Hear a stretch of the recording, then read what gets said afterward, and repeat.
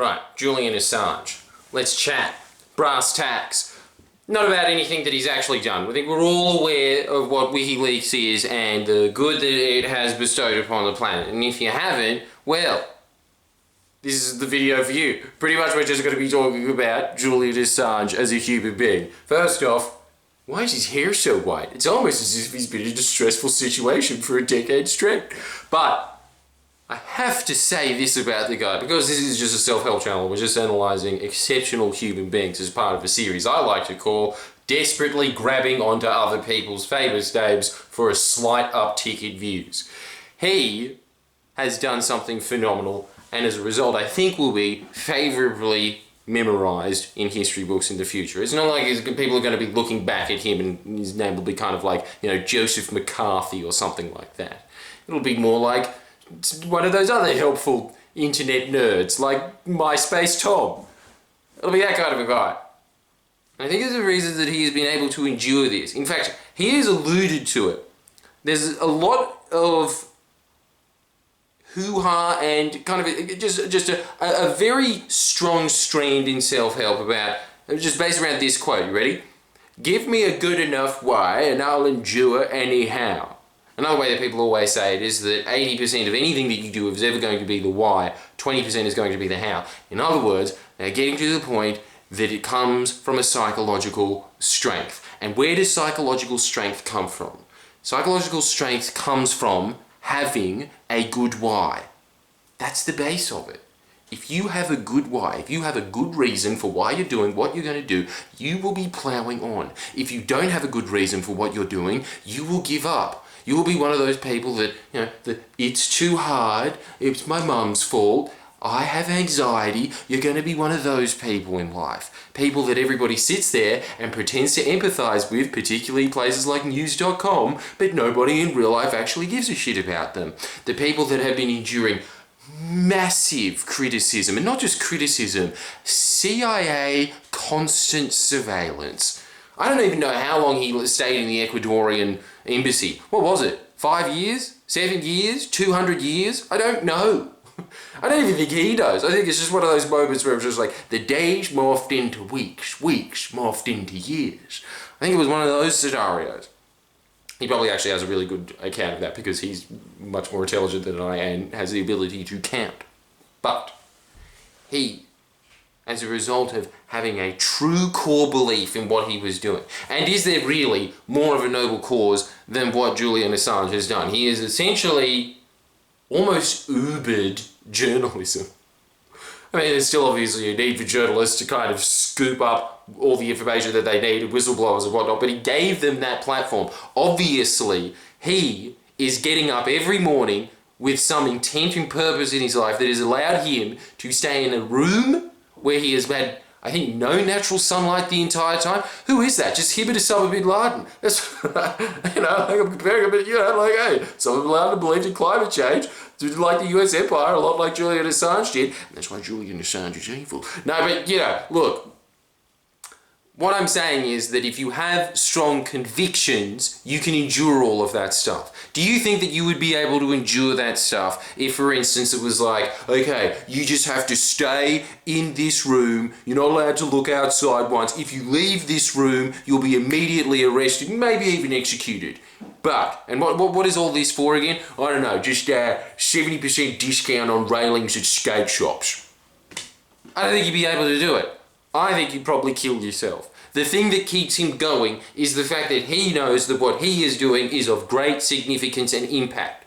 As a result, he is able to endure, as the expression goes, anyhow. He is the living, breathing embodiment of that. He has to be commended for that, obviously. But the thing is, what you also need to understand is that you're capable of that as well. If you have that why, your psychology is strengthened. Your psychology is strengthened to the point that you push through. You push through to the point where everybody else gives up. That's commendable. That's something that you can learn from him. And that's something that I think that you should be striving for. I really think that your life was wasted unless the US government is trying to kill you.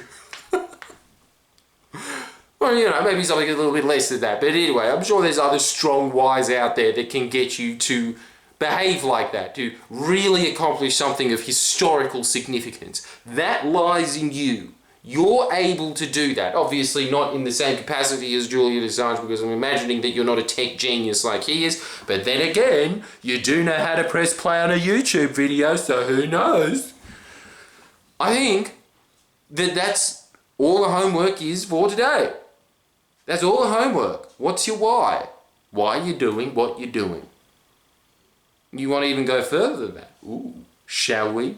You know how I was telling you a couple of videos back that you should just write down what happened in your day, that day, and then you should just really look at how much of that time you were wasting on things that are getting you nowhere in life. If you sit there and you go to the why of why you're wasting time doing video games or drugs, getting heffed up on goofballs, if you looked into that and you asked, why? It's the most basic of questions. It's a question that every 5-year-old asks non-stop till it gets to the point of absurdity where they just keep going, why the green light's green? Because that just means go, why not red instead of green? I don't fucking know. But they have a point. A lot of people don't have that conviction in life because they're kind of just going through the motions. They're just breezing about. They have no why. So their life has no direction. And as a result of having no direction, they don't have any conviction. They don't have any happiness. I actually do think this. I think Julian Assange is probably happier than most people that are sitting around in office jobs doing things that they know are bullshit. Doing things that are just like, I'm the social media manager for kombucha. Well, actually, I'm probably imagining those people will be so self-absorbed that they're just like, hey, kombucha's really important for gut alignment, man. But, you know, Fanta, I don't know, something. Some bullshit job, which is the vast majority of jobs. Those people are not going to have that. And because they don't have that, they're going to be constantly looking for external stimulation in life. Of those people that you see on Facebook or on Instagram or whatever, they're always taking photos of themselves going like, I'm in a jacuzzi. Ooh, it was warm. You think Julian Assange that has ever crossed his mind once? I'm just going to show everybody on Insta that I went up to a, infinity pool. Do you think that he would ever give a shit about that? I honestly don't think he cares that he met Lady Gaga once. I don't think that crosses his mind. And I'm so pathetic that if I did, I'd just be like, and also she smelled really nice. But I don't think that that's the way that he thinks. I could be wrong about that, but I think that his why is so strong that he's just focused on that. And as a result of that, it doesn't matter what conditions he's surrounded in. He's at the point where he could be facing, well, I don't actually know anything about the legalities. Wouldn't surprise me if he was caught in a car crash, that he could be facing death. That man could be facing death at any second, and I don't think it matters to him. I really think that he has superseded death. This is a point that psychologists throughout the ages have talked about. There is a point where you just go past the fear of death. There is a point where you just realize my life is worthless in comparison to achieving this cause. And I think that in Julian Assange's case, that is inarguable. I don't have any metrics on this, but I am sure that WikiLeaks has saved many a life. Thousands, millions of lives. That's what I'm saying. Fact. It saved millions of lives. It could have. It could have very well have saved that many lives. That is the importance of what he's doing. As a result, all of these other things that usually distract everybody else of just like, listen to these pathetic podcasts that the ABC puts out, sorry to keep talking about them by the way, or just ABC personalities like UB Stars or whatever, just saying, hi, have you ever felt like you're anxious at home? Here's some coping strategies for it. There is no coping strategy for it that is going to be better than I have a cause in life. What is your cause? What is your why? I want you to write that down, but I also want you to write down, just as a quick tip for the rest of your life, all the things that you don't want to be doing in life. If you want to quit smoking, if you want to quit drinking, just ask yourself this, why? Why are you doing it? If you have that why, it'll be very easy to figure out how to replace it, because like with everything else in life, you're just replacing habits. And the fact that you work out every day is an addiction just like heroin. Not to the same extremity, but it's the same thing though, right? Like once you work out for maybe 6 months afterwards, if you're really crotchety and gross, if you don't work out that day. So it's just about replacing the habit, but you want to know why you have that habit in the first place. It's very easy then, because then you can make the old switcheroo quickly. That's my advice to you. Go Julian Assange, fight the power man, make sure that you like the video if you like Julian Assange. and also give me more questions. And just more people that I can riff off of. I'm guessing it's just going to be, what, Bernie Sanders? You're all into that, aren't you, millennials? What about Joe?